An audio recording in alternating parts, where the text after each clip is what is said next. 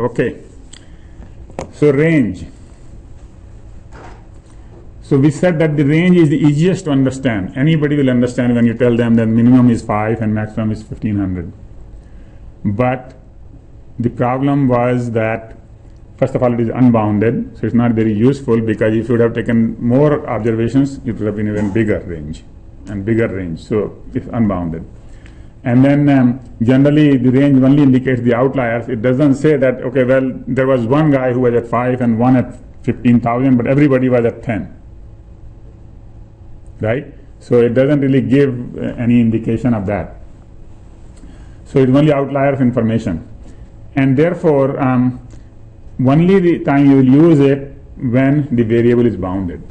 When you know that it cannot be anything less than 5 and it cannot be ever be more than 1500, and that is an important piece of information for whatever reason, then you say that this is the number. Okay? Otherwise, the other ones are better. And one of them is variance. And by the sample variance, now here is one more thing, let me explain. That there are two variances. Population, we talked about this, population versus sample, right? The word sample came from French, example. But, and this is in the book if you read the book. The thing is that the statistics, when we talk about the population, we use the Greek letters, mu, sigma, alpha. When we talk about the sample, we use English letters, S, and so on and so forth. So sample variance is S square, all right? Because this is the measured as compared to the, if you are writing a distribution, then you will write sigma square, all right? So S square is, you take ith value minus x bar, where x bar is the mean, squared, and add up all of them and divide by n minus 1, right? All right, so notice that the divisor is n minus 1 and not n. For the mean, the divisor is n. And the reason is that if I gave you n minus 1 of these differences, these terms that you're adding n terms, but if I gave you just n minus 1 of them, you would know the last one. How? Because the differences will add up to 0. So you can add up. And why they will add up to 0? Because by definition, x bar is the sum of them. So if you bring x bar on this time, you will get a 0 on the other side. Right? So only n minus 1 of them are independent. The nth number you can always guess from the n minus 1 numbers. And therefore, we call it degrees of freedom. In calculating s squared, you have only n minus 1 degrees of freedom. And so you divide by n minus 1. Now, let me tell you, if instead of x bar, but somehow we knew mu. Mu, what is mu? Mu is the population mean. Right? If we knew population mean by some method, and we didn't have to estimate it from the same sample, and we put a mu there, right? Then what will happen is, in that formula, you will have n degrees of freedom. Because given n minus 1, you won't be able to compute the last one. Do you get that why? Because if I knew mu, then the observations don't have to add up to mu. They will not add up to, basically mu, right? I mean, the average of those observations will not be mu, it will be something different. And therefore, given n minus 1 observations and given mu, you cannot compute the last one. When you compute the sample mean from the observations, then given n minus 1, you can compute the last one. If suppose somebody gave you the sample mean and n minus 1 observations, you can compute the last one. Right? But if somebody gave you n minus 1 observations and the population mean, then you cannot compute the last observation. It's still independent. So, if this is mu, then you divide by n.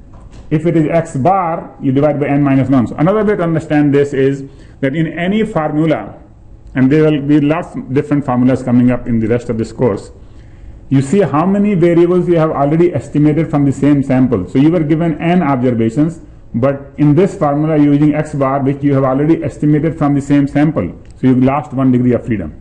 So if there was another formula where we compute something else in which you use x bar and s squared somehow, that quantity will have how many degrees of freedom?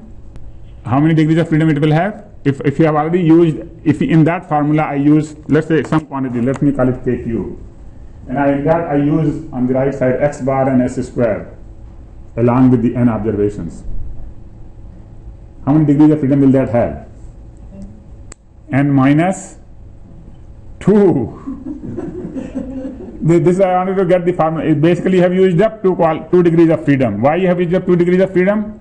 Because you are using s square and x bar, which you have calculated from the same sample. Actually, it would have helped if I had written something here. I didn't write it because I don't have real formula, but there will be formula coming up. So let's say we say k, like computing, which is some function of x1, x2 to xn, and then x bar and s squared. Okay? So you are given n observations, but x bar has been computed from the same observation, and s squared has been computed from the same observations. So you lost 2 degrees of freedom, and therefore k will have n minus 2 degrees of freedom. If you just compute everything from this, then there is n degrees of freedom.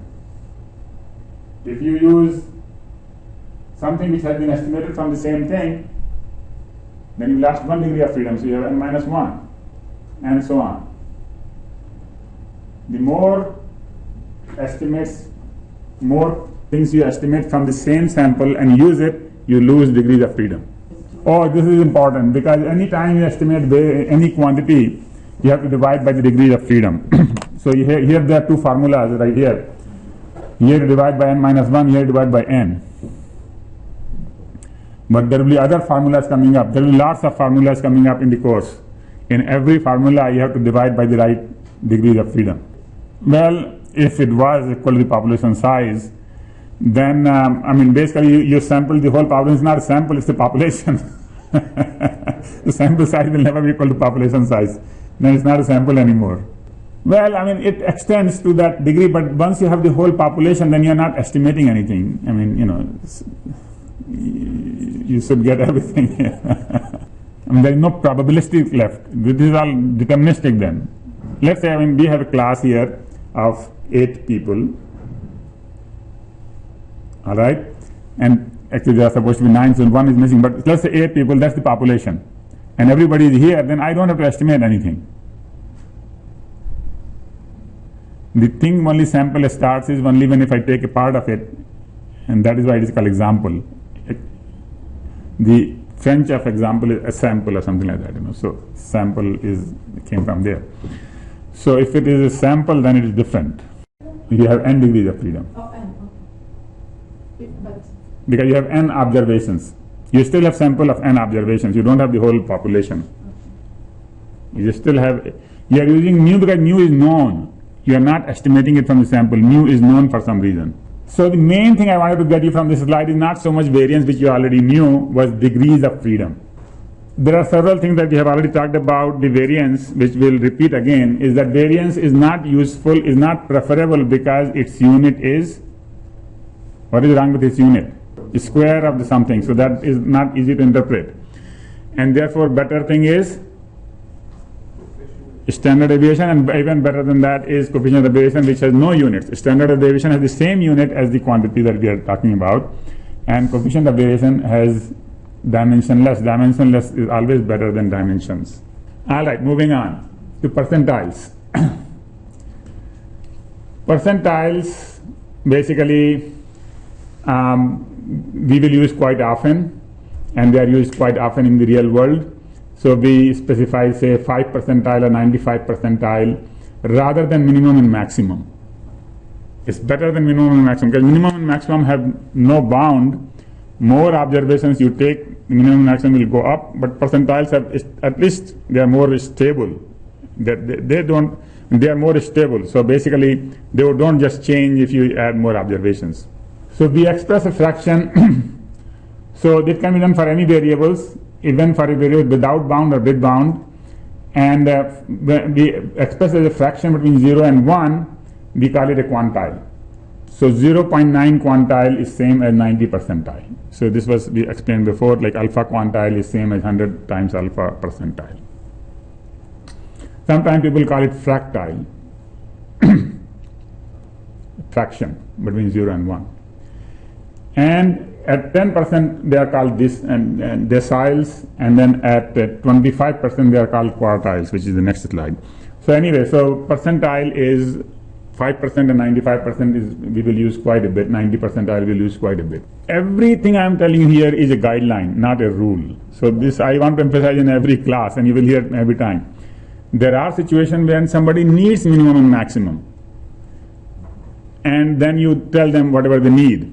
But if you are the analyst, you did the measurement data collection, and you have the choice, then your justification would be that percentiles are more statistically stable because they are bounded, whereas the minimum and maximum may not be bounded. If they are bounded, obviously, then you can use them as those are good. But if they are not bounded, then percentiles are better indication. And that's why you hear so much percentile, I mean, when they talk about in the real world. Quartiles are same as percentile, except that they happen at 25%. So we talk about first quartile, second quartile, third quartile, and second quartile is also the median. And you can estimate any percentile or quantile by just sorting the observation and taking n minus 1 times alpha plus 1th element in the ordered set, where this square bracket is used to denote rounding to the nearest integer. So this doesn't say rounding up or rounding down, it says rounding. That means if it is 10.5, you go to 11th, if it is 10.4, you go to 10th. And for quantity exactly halfway, if it is exactly 10.5, then you take the, so this is a contradiction right here.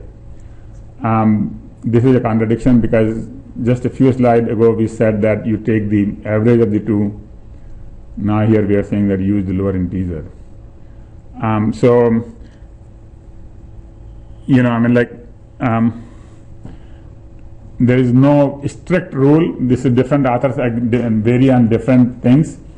And since we have already said once that we take the average, we just take the average.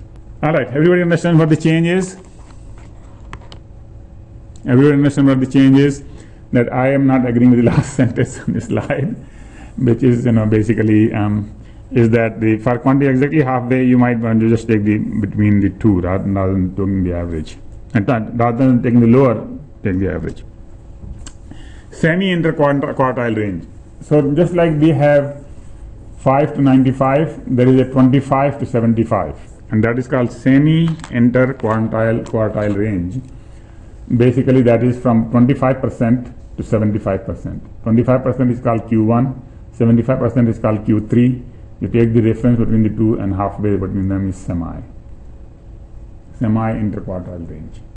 Now here is the thing, having said all this, I think I'm going to de-emphasize much of this because I have not seen much of this being used. So while, I mean, maybe next edition of book this will go away.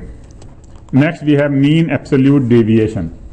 So here we don't care how far you are from the mean, whether you are lower or above. We just take the difference from the mean, take the absolute value, and then we do. So this is somewhat similar to standard deviation, not exactly that, because for standard deviation you would have taken the square and then the square root.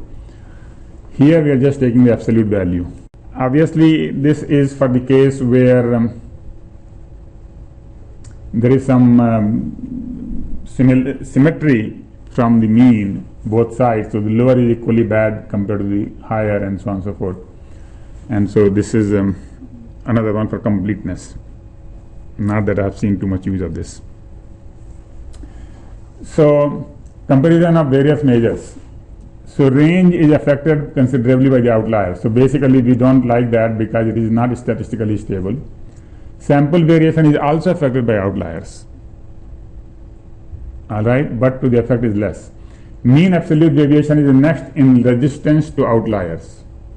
So that is the reason for using that mean absolute deviation, is that outliers have linear effect as opposed to square effect. Well, by the time you took a square root, probably it becomes the same. Semi-interquartile range is very resistant to outliers. So when you take 25% and 75%, that is much more stable than 5 and 95. So you come there. If distribution is highly skewed, outliers are highly likely, and then you prefer one of these, which is SIQR. In general, SIQR is used as an index of dispersion whenever median is used as index of central tendency. And so if you have reason for justifying median, you can justify SIQR. For qualitative, that means categorical data, the dispersion can be specified by giving the number of most frequent categories that comprise the given percentile.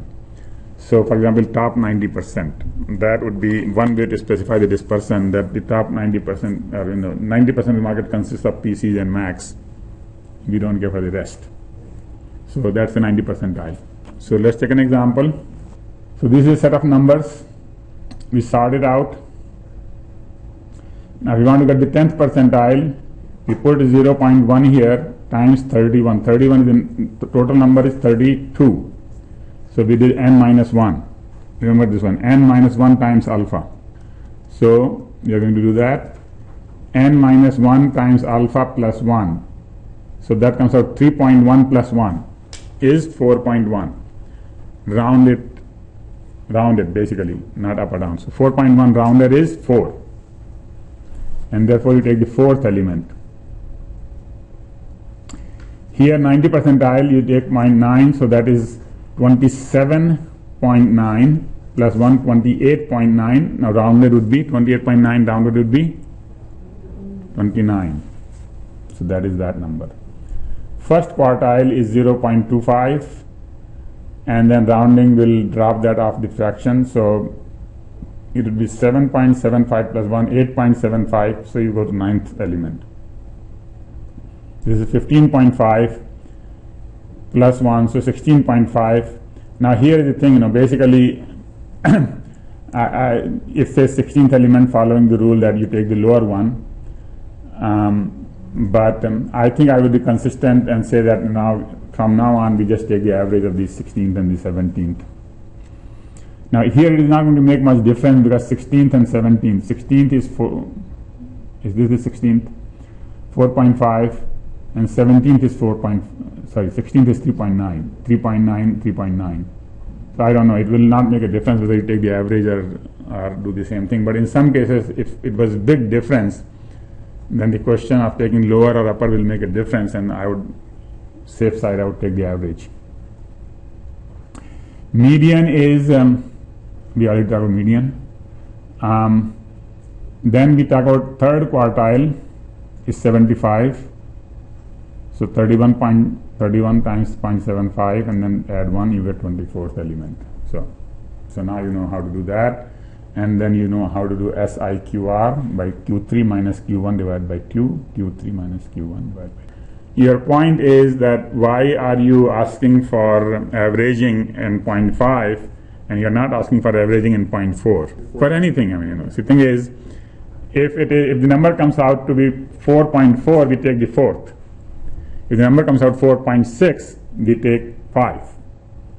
When the number comes out 0.5, 4.5, there are two answers. With 4.5, actually there are three answers. Okay, if the number comes out 4, no problem. Number comes out 5, no problem. If it comes out here, we go to 5. This is 5. If it comes out here, we go to 4. Right? Yeah. Now, when you are here, exactly halfway, there are three choices. You could go to 4, you could go to 5, or you could go halfway between the two. Right? And as I said, different authors have different opinion. Alright? When I was writing the book, in the beginning I had the opinion of being halfway. By the time I came here, I had a different opinion, which said that you take the lower one. So I'm just saying that I have to be consistent, at least in my own way. Similarly, you have to be consistent in your own way. So there is, see, thing is, one thing you will notice is that when you write a book, you have a lot of leeway. Because these things are not rules. I mean, you select your own rule, you justify your own rules, right? So and I have a valid question myself, whether, being halfway basically decreases the discontinuity. That's all there is. I mean, the thing is, if you were to plot percentiles here, so this is the some percentile, this is 10 percentile, this is 11th percentile, this is 12th percentile, right? The numbers will go generally up, and there is a break whenever these things, rounding happens, so the value will go up like that. So I have to think about that part, is that basically, is one is better than the other. If you have a reason to go somewhere, then justify again, if you can justify that, because somebody else will question. So it's just like he is questioning why I'm taking half and not, halfway, and why I'm taking halfway and not taking the lower one, right? So people will question you, so you have to have a justification for that. Okay, so here's fourth answer. Basically what it is doing is, with probability half you go down, probability half you go up, and the way you decide probability half is by looking at the lower number. Or you could flip a coin and do that too. I mean, So every author is different and every belief is different, right? I mean, so the thing is, and you can justify that one too, is basically if you always do only one way or the other, if you always do lower, then you are biased, and that's a very valid argument. If you always do upper, then you are always biased. If you do halfway, I think I am avoiding the bias. Right? So halfway is better in that sense, right? Our other way to avoid bias is to do this flipping. Yeah, okay, so basically all of these measures of variation, higher is bad, lower is better. So all that is nothing. Basically, it does not really have so if I give you something has a SIQR of 0.65, is it good or bad? I don't know. But if I give you something else which has a SIQR of 0.7, then 6.65 is better. Okay? So this is basically a measure of variation. The lower variation is better. Right? More reliable, more believable, more, so on and so forth, right? So all of these measures of variation, they are good if they are low. By the way, 10 percentile is not a measure of variation. Measure of variations are the ones that we talk about, which is basically, this is just one point in that variation thing, right? These percentiles. But if you take 2 percentiles, then you get the range. That is the measure of variation. So if I just told you 10 percentile, you really don't know how high it goes. You just know that, 10% of people are below this. But, so you really need 2 points to get the variation. Yeah, right. So what will happen is, the reason I am doing all this is because when we estimate anything, so let's say we estimated that this processor is twice as fast as the other. Instead of saying that it is processed twice as fast as the other, we will say that it is somewhere between 1.9 to 2.1 times faster than the other. So we'll give two ranges, confidence interval. Right? And so I'm getting you there to the, so that you can make a statement which is true as opposed to just saying 2 which may not be true. I mean, in the sense that it is hiding some information, just like if somebody said that this river is 0.6 inch deep or 6 inches deep, and would you cross the river, right? So you say, well, this is not complete information, tell me, what is the maximum depth there. In that case, for example, maximum depth will be more important than anything else. I wouldn't care for 10 percentile or 20 percentile because I have 10% chance of, dying. So I don't want to take that chance. Right? So I would say, tell me the maximum depth of this because I don't know swimming. So I just want to walk through a river, right? So you see there is a reason for us to know the minimum and the maximum. So here's the flow chart. When to use what? If the distribution is bounded, then range is good. If the distribution is not bounded, is it symmetrical and unimodal? Okay, first of all, what is unimodal? Remember the mode. What was the mode? Mode was the highest point on the graph. Right? Unimodal means single mode, means only one highest point on the graph. Right? Bimodal means there are two highest points on the graph. Anybody remembers the bimodal graph? And trimodal and so on and so forth. So if it is unimodal and symmetrical, so it looks like almost like a normal graph, bell-shaped curve, then you use coefficient of variation. And if it is not symmetrical, that is the problem most of the time. Things are not symmetrical. If they're not symmetrical, then you have to do some kind of percentile or SIQR. Then coefficient of variation does not give you the information that you really need. You see, suppose things are so biased so that most of the things are small and then few things are large. You get coefficient of variation, it looks like that everything is symmetrical around the mean, which is not the case. For example, exponential distribution, most of the things are small. Or it gives you an idea that so the thing is, when you see something and you see the coefficient of variation is small, like 2.2, 0.3, then you know that this is somewhat a stable number, as opposed to if somebody gave me something with coefficient of variation of 5, then I would be worried about it, that I think this is too much variance. It's the ratio. So no, that's basically the thing is generally the quantities that have in few decimal point, like 0.1 or 0.2 or 0.01, those are really good. I mean, those are really stable. As opposed to anything more than 1, people will start questioning. But as I said, there is no one number I will point out here because it depends upon the system. It depends upon the damage that it will do. And if it is your life and death question, then you better not have a standard deviation, a coefficient of variation of 0.1 even. You want to have a 0.001.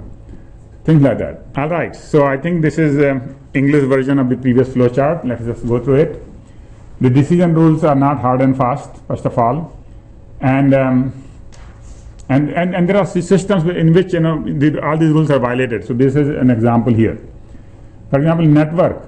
You never design a network for average traffic. The average traffic on the network is 2%. Right? So if you really wanted a Ethernet for your office, and actually if you go to a single office, then it is probably even lower. 2% is for a whole site maybe. But if you go to a single office, my utilization might be 0.1%. Okay? But when I need it, I need the network. I need that gigabit and not 0.1% of a gigabit. Right? So the networks are designed more on the upper range, worst case. So the networks are highly skewed, and so we generally design for 90 to 99 percentile of the load levels. And so you would rather specify percentile. Similarly, anything that is basically, say for example, computing power. Most of the time your computer is idle. Right now, for example, you're sitting here in the class, your computer is idle. Okay? And in many cases it is on and consuming power as well. If my computers, for example, one that is in the office, actually none of them are, both of them are here, but if there was one in the office, then that would be consuming power. So it is important to know. But basically the idea is that we generally design it for when I need it, I need it. So we don't design it for average. Power supplies are designed for peak demand, because if power supply even went for a little bit above the capacity, it will burn up. So we don't want the fires to happen, so we don't design it for average load on the power supply. And then percentile found, so one problem with the percentile is that you have to sort the data. So this is one of the earliest papers I wrote called P square. Back in 1984, so that is about 16 plus 12, 28 years ago. The problem that we ran into is that the data is continuously coming, and every time a new point came in and we need to calculate the median or quartile or 90 percentile or something, you have to sort the whole data set. You have million point, now million plus 1 point, you have to put that in the right place and then figure out which one it is. Now we don't have a space for million points to be stored. Right? So we kind of we developed an algorithm where you don't store the whole data, you just store a few points, maybe 5 or 6 or something like that, and then you can still calculate to very good accuracy, you can calculate any quantile you want. So that was published in a very prestigious journal actually. And so I think it was CSEM. I could be wrong, but anyway. So the idea is there are algorithms for what we call on-the-fly estimation of medians. You understand the problem? Problem is that if you're getting the data continuously, you don't want to store it, but you still want to be able to tell the median and the 90 percentile and 95 percentile. So there are such algorithms. And then there is a summary box in the book. Okay, so much about, first we talked about the central tendencies, then we talked about dispersion, which is the variance kind of thing. Now we are going to totally different thing. We are going to go into the distribution. Before I go into distribution, any question about dispersion? None? Then we move on to distribution. And you remember the problem we ran into when we started talking about the issues that people can show any distribution, whether it is exponential or normal, by just proper selection of the bin size. When you plot a histogram, depending upon the bin size you choose, the distribution will look very different. So we want to avoid that problem. So one simplest way is that you do a histogram, which is done by putting the things into buckets. And if you take very small buckets or cells, as they call it, you will see a large variation. Some buckets will have 2, some buckets will have 200. Right? On the other hand, if you take large buckets, then you won't see that much variation, but you would lose the information. So you can really get into different conclusions. So one of the guidelines that people say is that if the cell has less than 5 observations, the cell size should be increased. So you really don't want to have some cells being empty, or some cells being 1 or 2 while the others have a lot more. So this is, if you are going to do a histogram, then this is one guideline they say. But we will avoid the histograms totally in this book or in this whole class. What we use is what we call quantile-quantile plots. Okay, so I have to explain to you what is quantile-quantile plot. Q plot. And so what you do is that, actually it's better to show you a graph example, is that let's say you wanted to, you have some data and you want to see if it is normal or not. So what you do is you go and find out what are the normal quantile. If something was normal 0, 1, its mean would be here, and then some observation will be below and some observation will be above. And so if you have 1, 2, 3, 4, 5, 6, 7, 8 observations, you just take 0.125, 0.25, and like every 1/8 you increase, and you read in the table what the value should be. Okay, 12.5 percentile, 25 percentile, 37.5 percentile. That is your x value.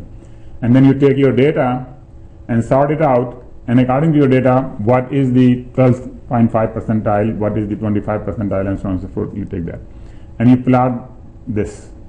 Okay, your data versus a normal quantile, standard normal quantile. If it is a straight line,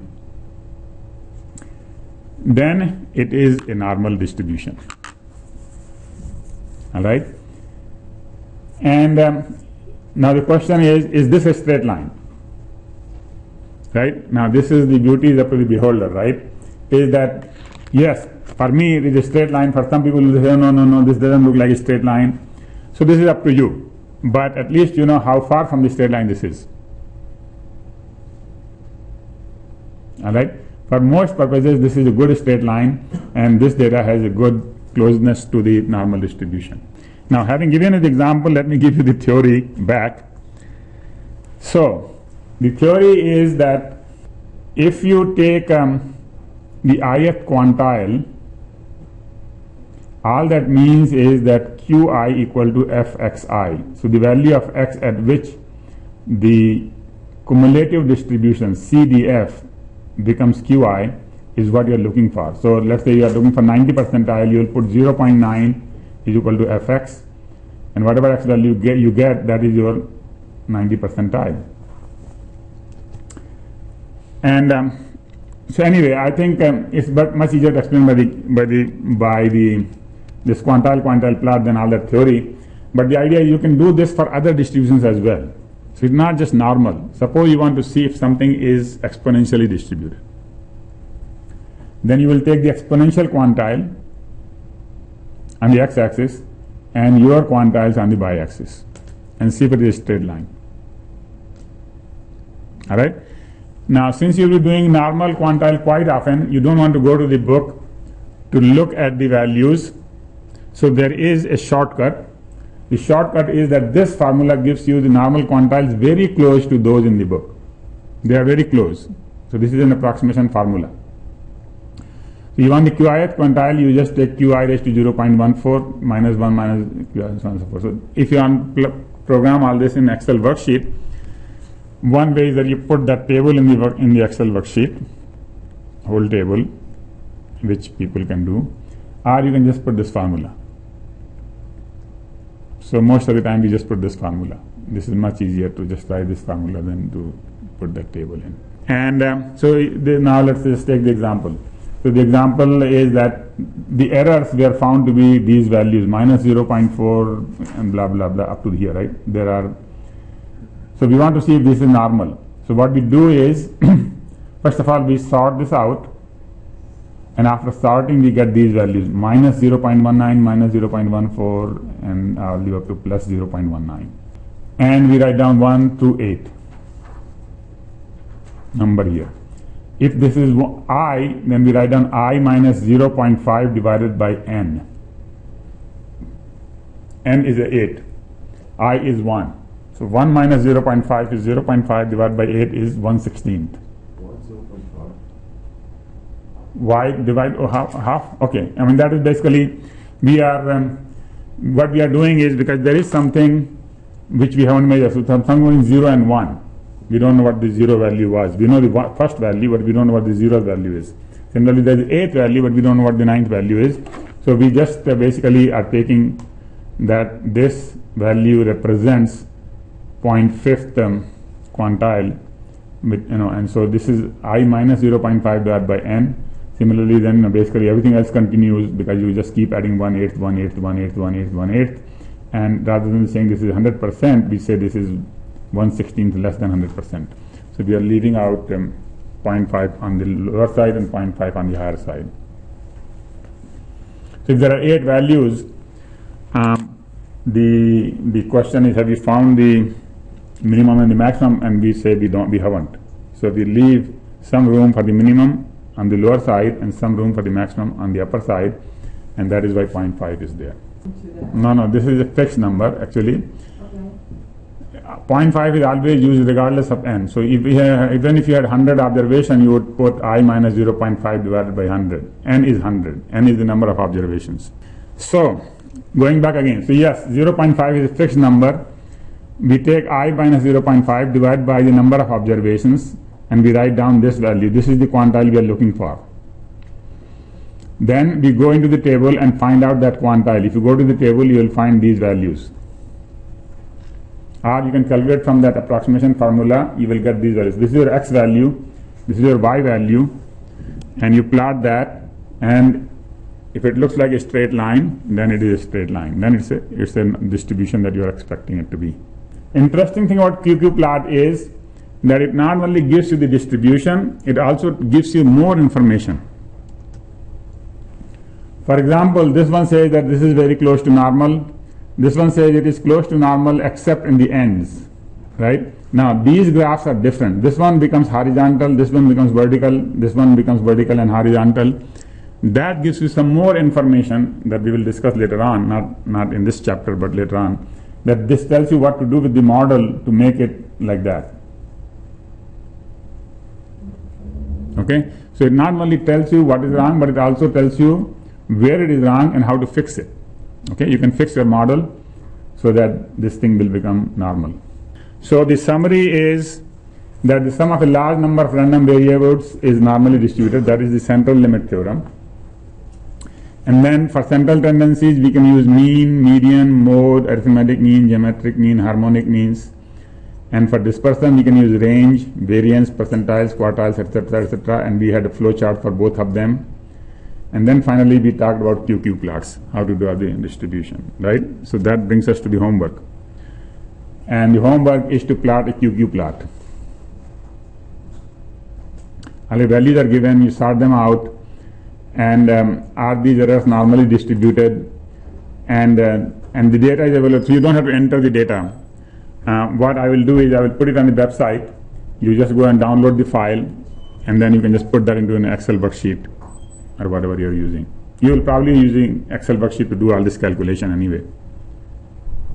Okay? So what you need to do is prepare a table like this using an Excel worksheet. This column will be given to you that you can download.